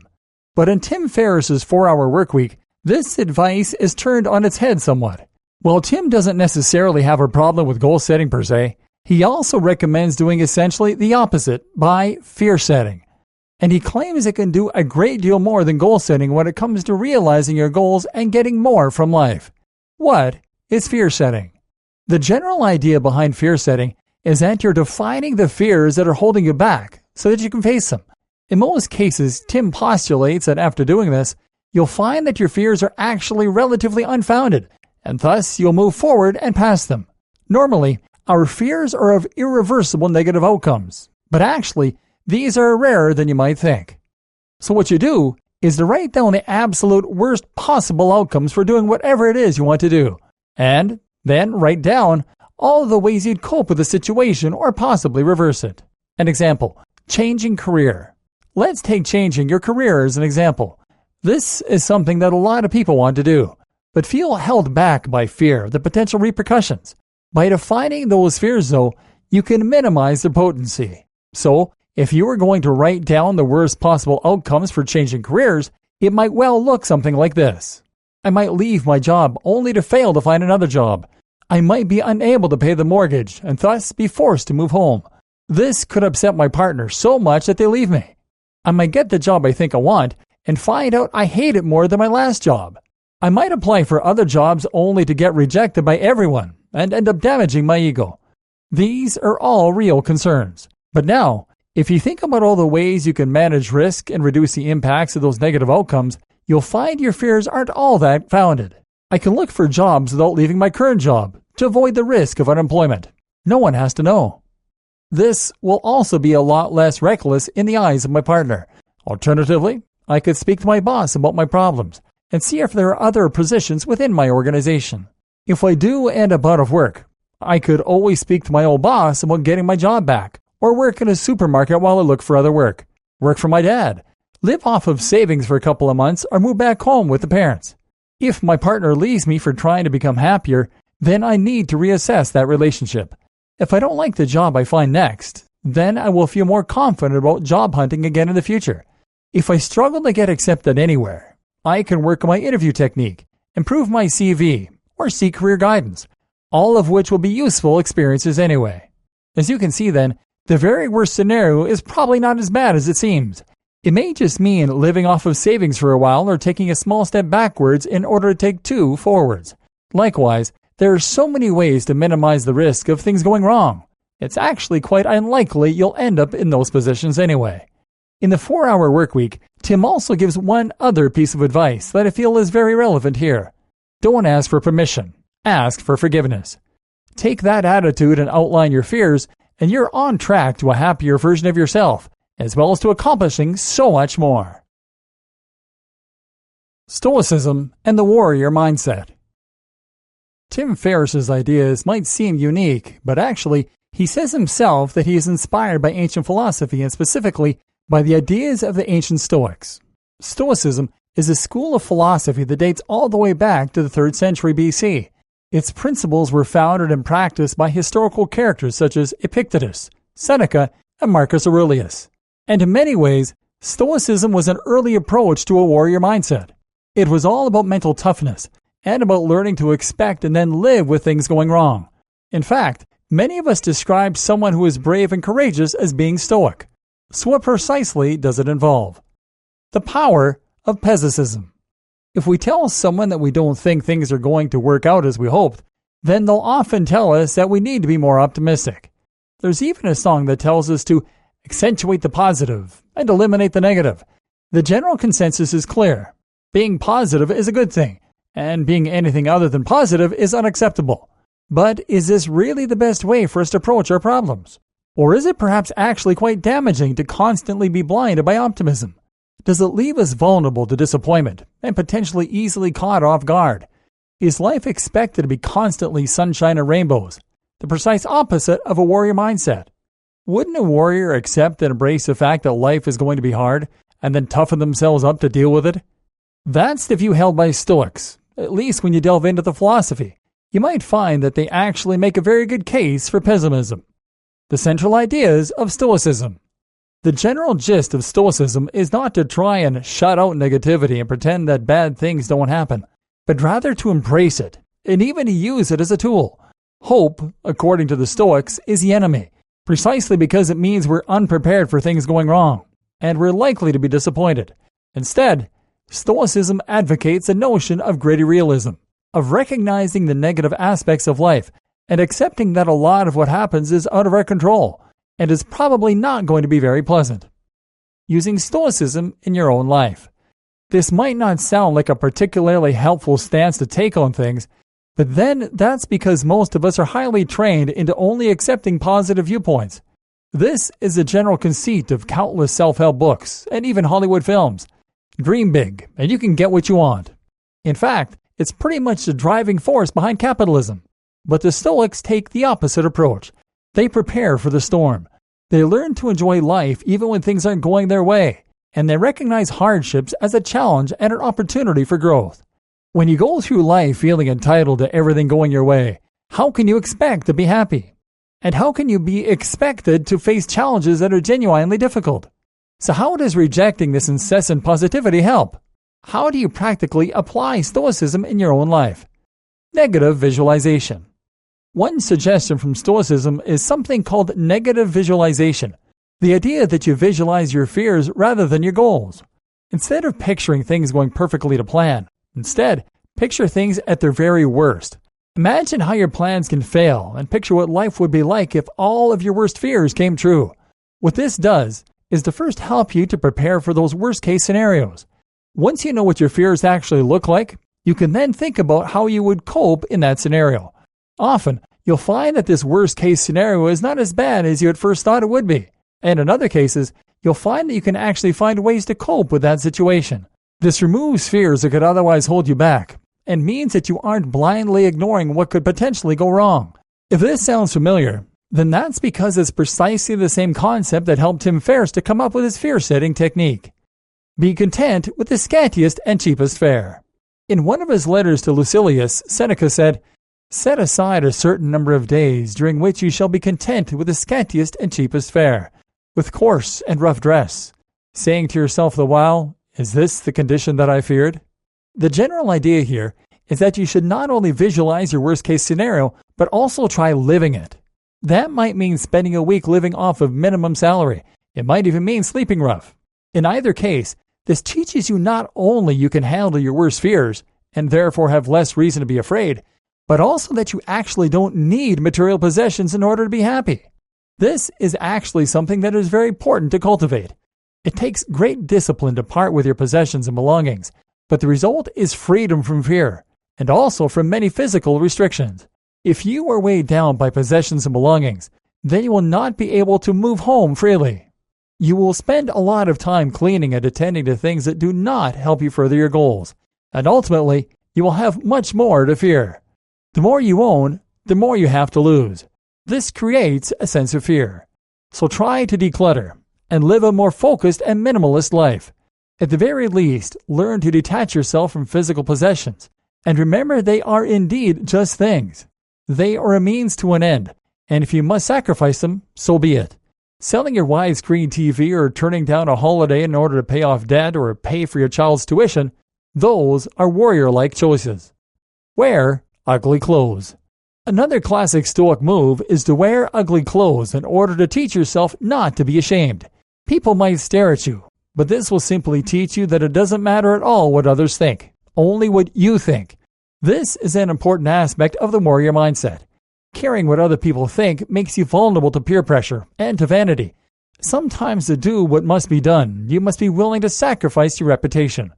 Just as in our example about admitting that you broke the vase. Expect the worst. Stoics argue that we curse when we're angry, and that this anger is our own failing, our own stupidity. Think about the last time you swore with anger. Chances are that it was not because it rained, or because you found you were in debt. More likely, it was because you dropped something on your toe, or because you broke your favorite possession. The point is that the anger comes from the surprise, not the disappointment. You don't swear when it rains because you know that rain is a possibility. Therefore, if you are angry, this then suggests that you didn't expect whatever happened to you, and this is arguably your own fault. If you accept that bad things happen, and if you accept that sometimes things won't go to plan, then you will have no need to be angry, because you will have accounted for it and prepared mentally for it. Now, when your partner cheats on you, or when a service provider doesn't deliver a good service, you will think of it as being simply a part of life, just like the rain. Control your reaction. Stoicism means submitting to the fact that you have scant to no control over reality, but at the same time, it also means taking solace in the knowledge that these outside factors can't hurt you. Only your reaction can. You can't control what happens to you, but you can control what you make of that event and your own interpretation of it. Being mentally prepared for things that could go wrong is one good example of this in action.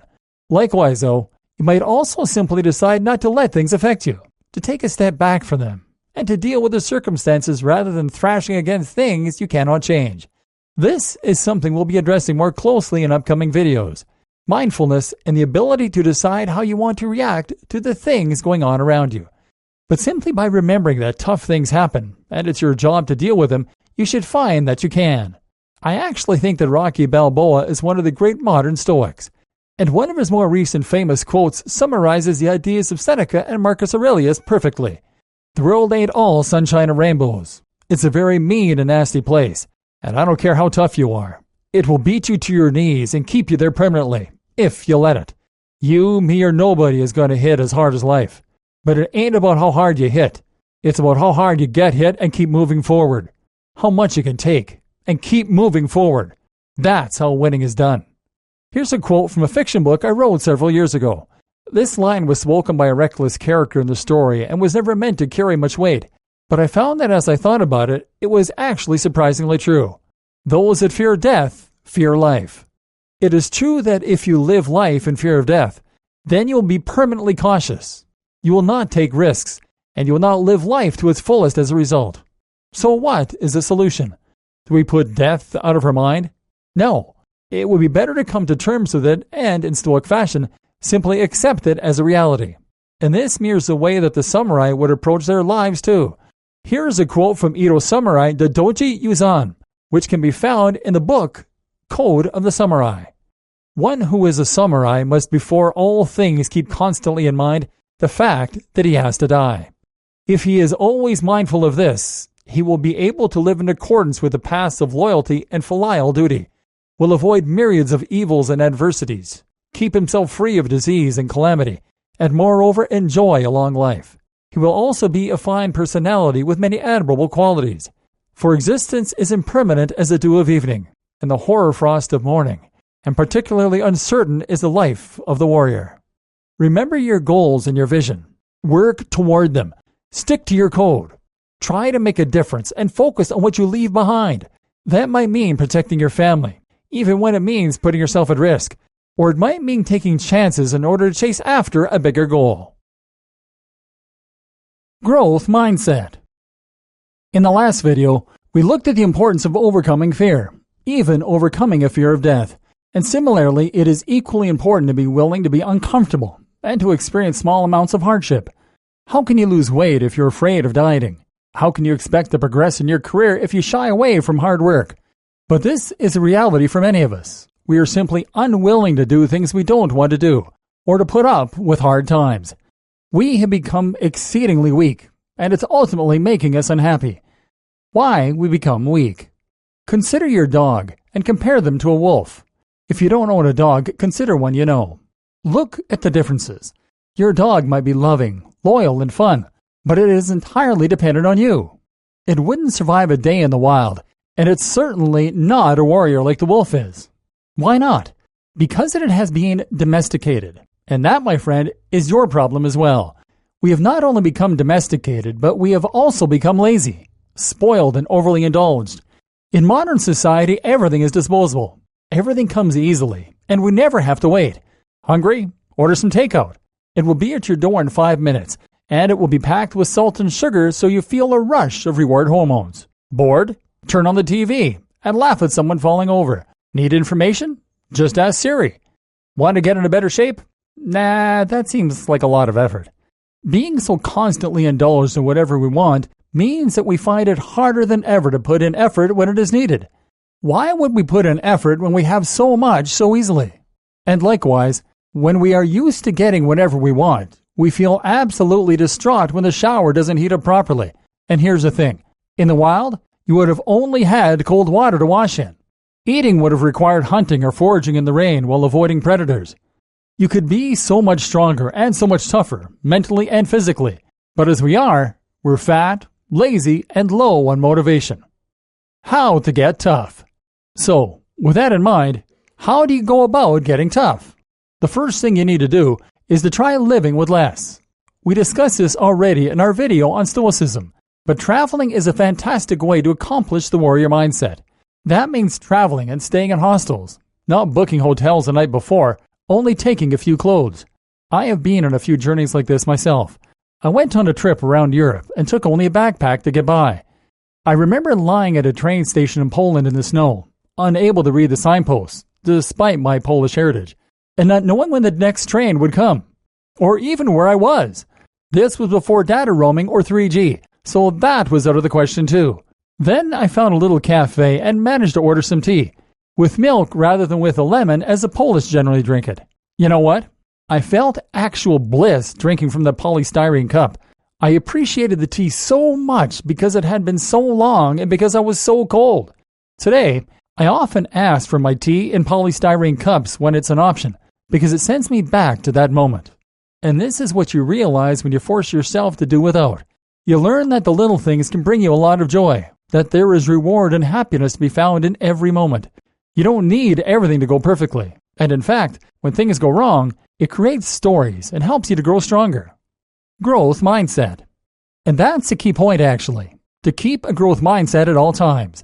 Each challenge that comes your way is a chance to get stronger, smarter, and better. By dealing with these hardships, your life has greater purpose. Life is meaningless when it is easy, and you become better equipped to take on similar challenges in the future. So the next time you find yourself in debt, instead of letting it defeat you, instead see it as a challenge. How can you earn the money you need to get out of it? How can you become better? Don't wallow in stress or anxiety. That helps no one. See it as a chance to grow and to prevent this from happening again, and take the necessary steps. Don't worry about how it looks to others. Don't blame yourself for letting yourself get into that situation. Just take action and learn from it. You were not good enough before, but now you are going to be better. In fact, growth and challenge are things that the brain is actually wired for. We thrive when we are challenged mentally and physically, and this results in the production of hormones like dopamine, brain-derived neurotrophic factor, and more that keeps us focused and that help protect our brains into old age. Not only should you welcome the challenges that come, you should seek them out. During times of peace, you should prepare for battle by learning, reading books, adopting new skills, and by training your body. Tools for growth and resilience. We've talked a lot about how the warrior mindset involves greater resilience, greater patience, calmness, and strength. But the real question is how you get to that point. How can you gain that warrior mindset? Hopefully by now you understand what the warrior mindset is and what it means in a broader context. But how can you overcome your weaknesses and your urge to eat cake, to relax, and to take the easy options? Here are a few powerful tools that will help you to grow and become stronger. Meditation. Meditation is an absolute must for a modern warrior. This is one of the single most powerful tools for transforming your mindset and for giving you the resilience, toughness, and sense of calm you need to choose how you react to your emotions and feelings. Meditation is simply the practice of concentrating your mind, of emptying your brain of thoughts, and of learning to avoid distracting ideas and impulses. This takes great mental discipline, and in that sense, it is a perfect tool for training that discipline. Really, concentration is discipline. What's more, is that meditation teaches you to distract from your anxieties, your urges, and your desires. Mindful meditation teaches you to let your thoughts drift by without affecting you, while transcendental thought clears your mind entirely. This is a great way to calm your physiology when stressed or aroused, and to take back control over your thoughts and actions. Those who meditate are calmer and less easily riled, and this frees them to act in the most effective manner. Finally, meditation is a great way to recharge your batteries and gain more energy, which in turn allows you to execute your plans. Seinfeld credits meditation with providing him with endless energy. He says that he would likely still be doing the show and wouldn't have burned out had he already regularly practiced TM, Transcendental Meditation. I'll get up at 6 a.m. My kids get up about 6:45 a.m., and so I do the TM before anybody gets up. And how does it feel? It doesn't feel like anything. I don't understand it. But here's the difference. At 1 p.m. that day, my head does not hit the decks like it used to. That's the difference. If I didn't do TM that morning and I'm working, then by 1 p.m. I'm shot. And I think most people are. And now at 1 o'clock, I'm feeling good. I just sail through the day, and then I have my second TM at 3 p.m. or 4 p.m. Correct breathing. Another tool you can use to regain your composure and enter the warrior mindset at will is correct breathing. This means belly breathing, breathing from your diaphragm first and taking deep breaths. This calms your nervous system and puts you into the rest and digestive state. It's a perfect way to overcome anxiety. Cold showers. Cold showers increase your metabolism. They help you produce more testosterone, and they cause a flood of adrenaline. They can actually strengthen your immune system too. In other words, they're actually good for you and a great way to start your day. But at the same time, they hurt and they suck. This is a terrible shock to the system, and it's the last thing you want to do, which is precisely why it is ideal for your warrior training. Taking cold showers requires incredible mental discipline, and if you can force yourself to do this every day, then you can achieve just about anything. And as a fun fact, Hugh Jackman said that he used cold showers as a way to get into the mind of Wolverine for the X-Men movies. Now there's a warrior that you could afford to be like. Strength training and martial arts. What do all the warriors through history have in common? They are not just mentally tough, although that has been the focus of this training. They are also physically tough. This is very important because physical toughness gives you the strength, the resolve, and the power to be confident and to make a stand when you need to fight for your values. It is important where possible not to fight, but actually being formidable physically will help you to avoid the need to fight. Not only that, but it will give you the ability to protect the ones you love. And both martial arts and weightlifting will help you to grow while also instilling great self-discipline. To increase your chances of succeeding on your journey, take up a martial art and endeavor to hit the gym 3 or 4 times a week. As Socrates said, "No man has a right to be an amateur in the matter of physical training. It is a shame for a man to grow old without seeing the beauty and strength of which his body is capable." Applying classic warrior principles to business and life. I always thought it was something of a fashion statement for businessmen and women to carry copies of The Art of War by Sun Tzu. I understood their claim that it was relevant to business strategy, and that many of the ideas are still relevant. But it all seemed a bit fanciful to me, more like vanity and posing. How could a 1,000-year-old treatise genuinely be relevant to today's world of computers and mobile phones? That was until I began to practice the warrior mindset, and quickly realized that it actually is highly relevant. Sure, it won't teach you to use MS Word, but in terms of marketing, leadership, and the management of resources, it is still very useful. Well, these ideas and suggestions are timeless and can be applied in almost limitless situations. Look at it this way. If the advice is good enough to help you win wars with swords and arrows, then surely can help you to get Bill from accounting to stop complaining. With that in mind, I present some of the best quotes and lessons from the book that you can take with you into the office and use to inspire more loyalty and productivity. And just for good measure, I've thrown in some Machiavelli, who wrote The Prince as an instruction manual for an Italian prince that would help him to become an effective ruler someday. These are both texts aimed at historical warriors and kings, and yet they are coveted by business professionals, relationship gurus, and more. This is the perfect example of why the warrior mindset is still relevant today, and you will see that the sentiments therein echo much of what we have already discussed. Lessons from the Art of War. There is no instance of a nation benefiting from prolonged warfare. In other words, If you are at odds with a competitor or a colleague, then a prolonged struggle will only serve to damage both of you. This is called the Pyrrhic victory, a phrase that comes from another famous historical battle. By the end, even if you win, you will have damaged your reputation and wasted your resources so that you're left with nothing but a Pyrrhic victory. Instead, then, see if you can turn an opponent into an ally and find a way that you both can benefit instead. Remember, the warrior chooses their battles wisely. The warrior mindset is not about being aggressive and reactionary. It is about being poised, forgiving, and powerful enough to not need to lift a finger. This then explains another of Sun Tzu's quotes. The supreme art of war is to subdue the enemy without fighting. This is highly relevant to modern warriors, truer now than ever before. Opportunities multiply as they are seized. If you wanted an example of how the art of war can directly apply to business, then this is it. How much more perfectly could you want this to describe the process of making investments?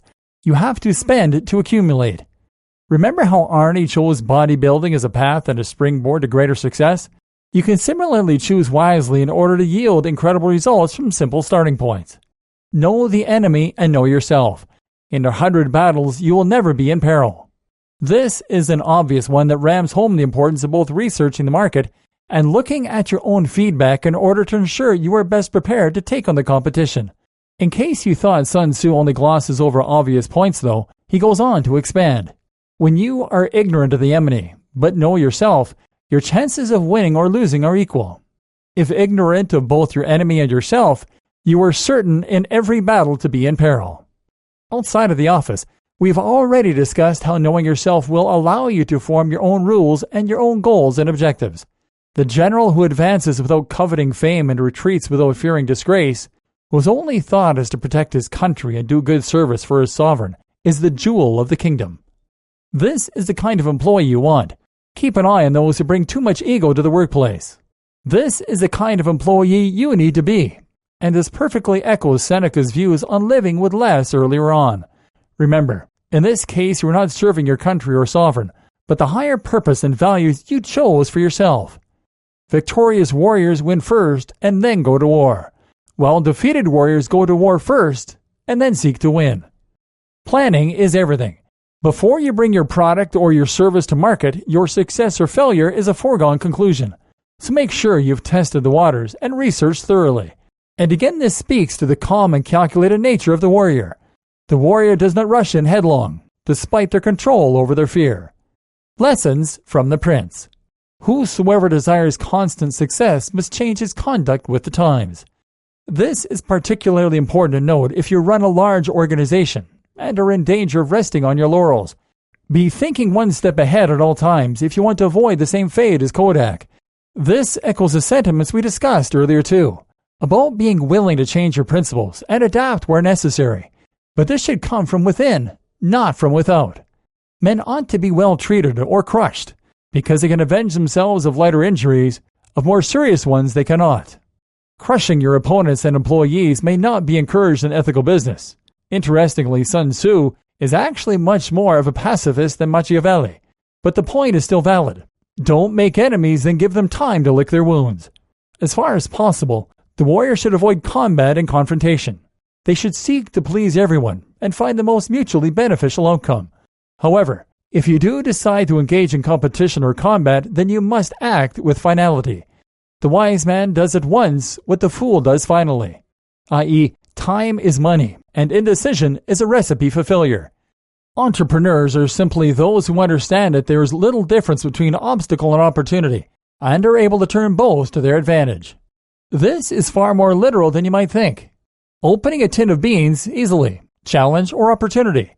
This is similar to the ideas we discussed earlier about seeing challenge as a chance for growth, and how crazy it is to think that Machiavelli might have had such relevant and useful advice for modern entrepreneurs.